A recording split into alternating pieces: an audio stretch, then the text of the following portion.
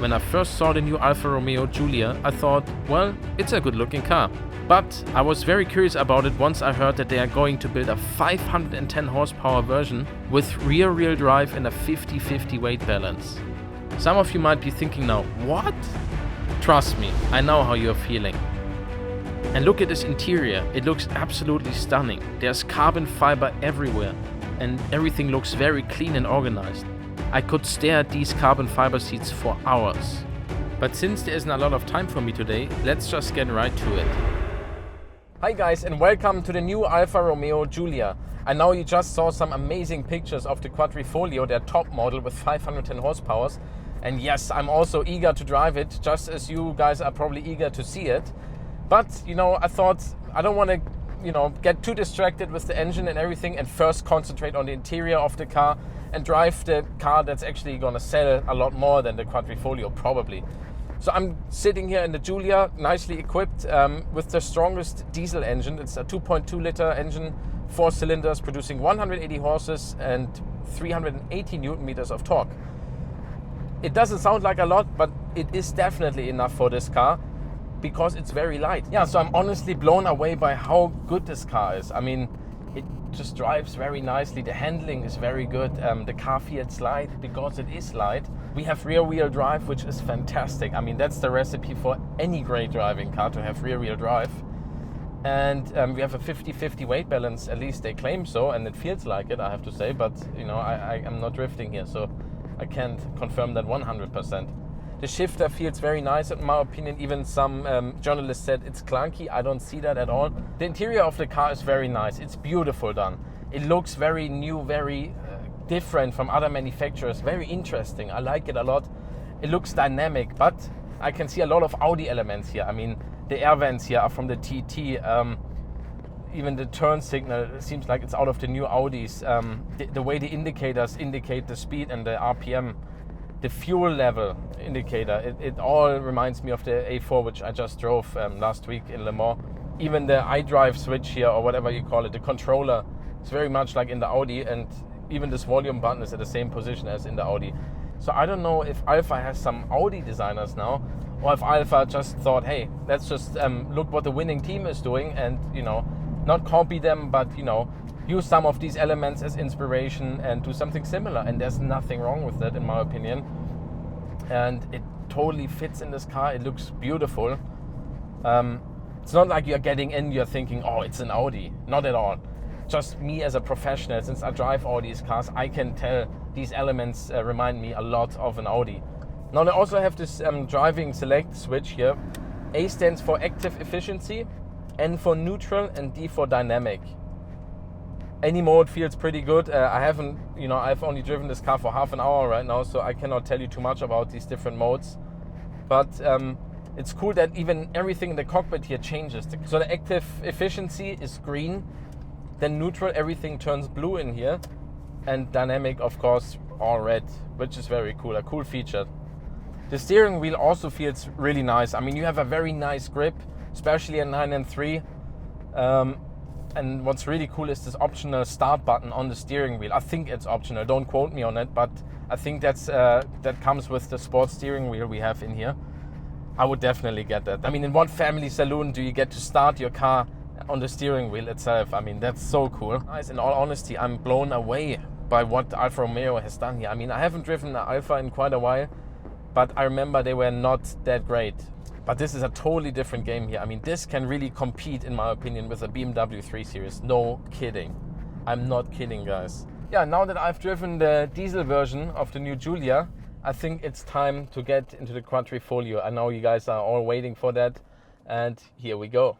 Did I promise you too much? We are in the Quadrifoglio right now. 510 horses out of a V6. And since I already tested the handling of the regular Giulia, which was excellent, I think there's no need to test this handling right now, especially since I don't have a lot of time. But the best way to test this car, I think, is to go on the Autobahn. So let's just do that.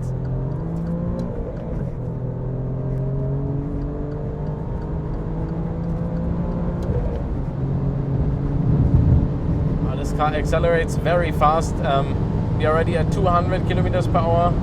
220, 230. Fantastic. 510 horsepower out of a V6, 600 Newton meters. A real BMW M3 killer. I mean, the M3 only has 435 horsepower. This one 510. We are already at 250, 260.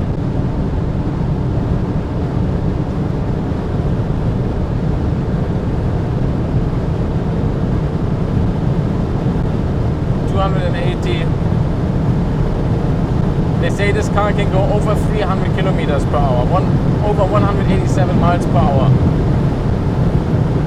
It's getting pretty loud in here, as you can tell. 290, 292, and I have to brake for the turn. Going with 270 through the turn here on the Autobahn, no problem. The car feels very planted, very stable. And let's try the brakes. No problem whatsoever. Yeah, fantastic car. I mean, I'm blown away. It drives very, very well. It looks very good in my opinion. Quality of the interior is excellent. I mean, it's definitely up there with other luxurious manufacturers. But of course this car doesn't come in cheap. It costs over 74,000 euros, I believe. So right up there with the BMW M3. It's definitely not more affordable, but it has a lot more horsepower. And yeah, that's what sells it for me. The interior is just sick. I mean, there's so much carbon fiber, really beautiful carbon fiber. We have carbon fiber on the steering wheel. We have carbon fiber shell seats, which is so cool in a sedan. I mean, my God, Alfa Romeo, what are you guys doing? You're building like the affordable Ferrari right now. And yeah, the steering wheel feels very nice. We have Alcantara.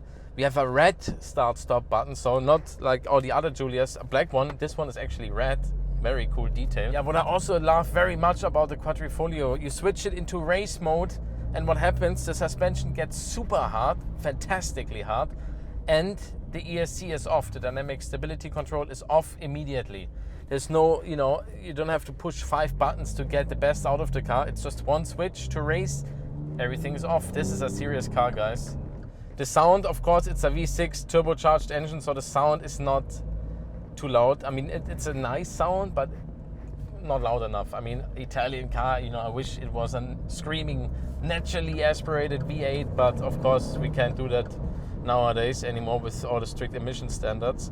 But it's a good engine, it sounds good. I mean, in my opinion, better than the M cars, the current M3. Listen to it. It sounds more powerful in my opinion. Has a nicer tone to it. What I also love very much in the race mode, the instrument cluster changes again. And you see the speed very big, and you get shift lights, you see your gear you're in.